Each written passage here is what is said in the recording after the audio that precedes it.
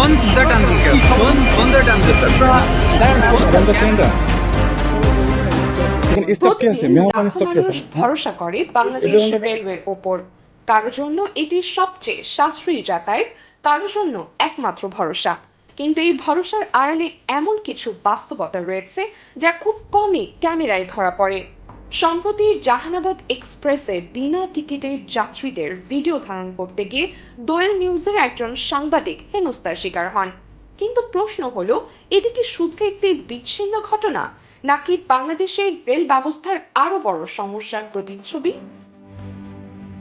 প্রতিদিন হাজার হাজার মানুষ ট্রেনে ভ্রমণ করেন। কেউ অফিসে যান, কেউ বাড়ি ফেরেন, কেউ জীবিকার প্রয়োজনে ছুটে চলেন।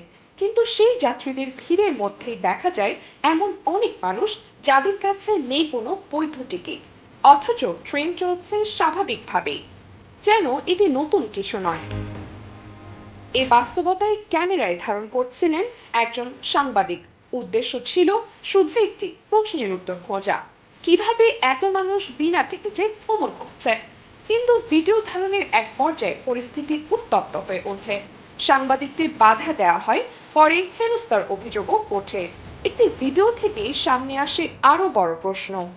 প্রশ্ন হচ্ছে, এত মানুষ কেন বিনা টিকিটে ট্রেনে ওঠেন? অনেক যাত্রী বলছেন প্রয়োজনের সময় টিকিট পাওয়া কঠিন, আবার কোথাও অতিরিক্ত ভিড়, কোথাও দুর্বল তদারকির অভিযোগ রয়েছে।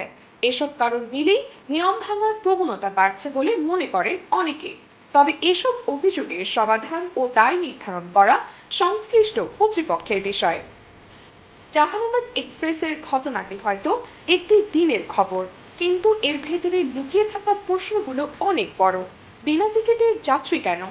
নিয়ম প্রয়োগে কোথায় দুর্বলতা? আর এমন ঘটনা বারবার ঘটছে কেন? বাংলাদেশ রেলওয়ে শুধু একটি পরিবহন ব্যবস্থা নয়, এটি কোটি মানুষের প্রতিদিনের জীবনের অংশ।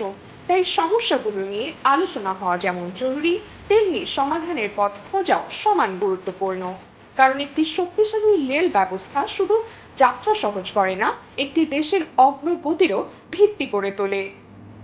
কারণ একটি শক্তিশালী রেল ব্যবস্থা শুধু যাত্রা সহজ করে না, একটি দেশের অগ্রগতিরও ভিত্তি করে তোলে। ডেস্ক রিপোর্ট, দোয়েল নিউজ।